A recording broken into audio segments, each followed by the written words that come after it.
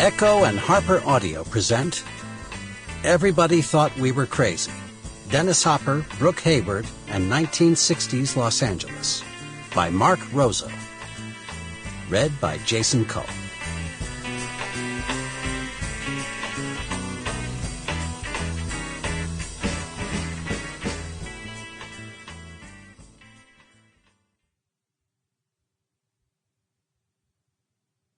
For Valeria and Ines and Cecilia.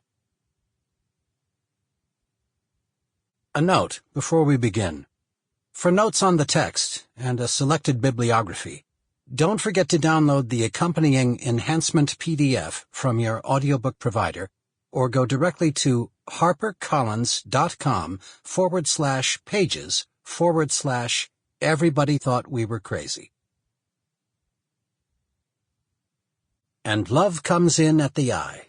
That's all we shall know for truth before we grow old and die. William Butler Yeats, A Drinking Song. Live not for others, but affect thyself from thy enhanced interior, believing what thou carry. Michael McClure, Ghost Tantra 49. Prologue. Los Angeles, November 6, 1961. In the fall of 1961, Brooke Hayward was coming down with a case of what she called the transcontinental blues.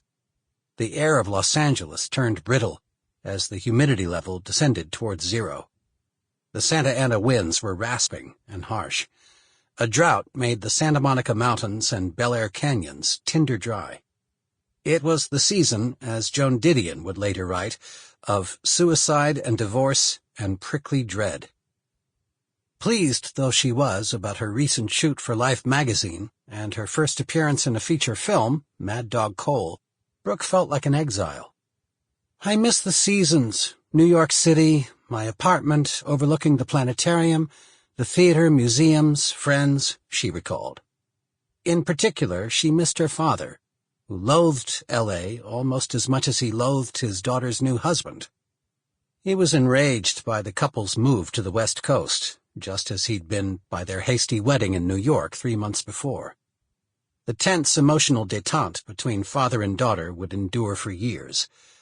Brooke also missed her little sister. October 18th marked a full year since her death.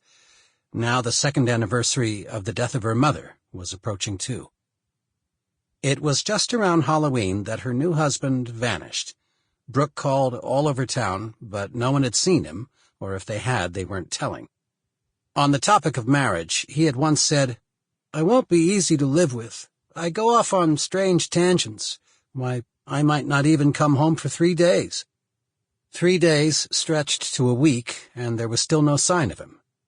It pained Brooke, sitting in their little rental house at the top of Stone Canyon Road in Bel Air, to admit to herself that her father had been right. This man was pure trouble.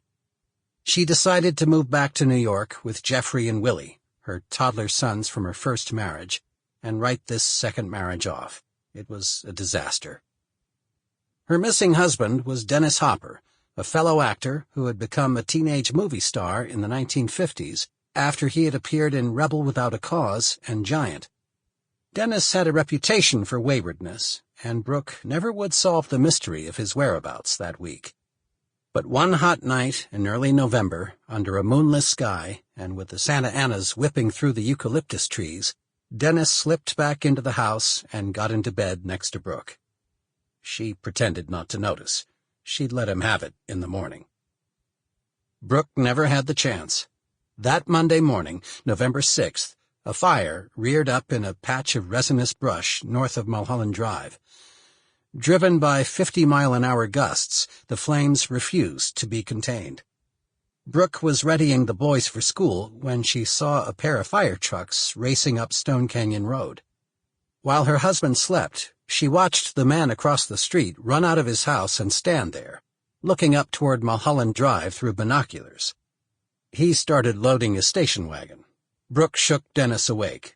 He opened his eyes to find a scene that was already tipping toward chaos. Sample complete.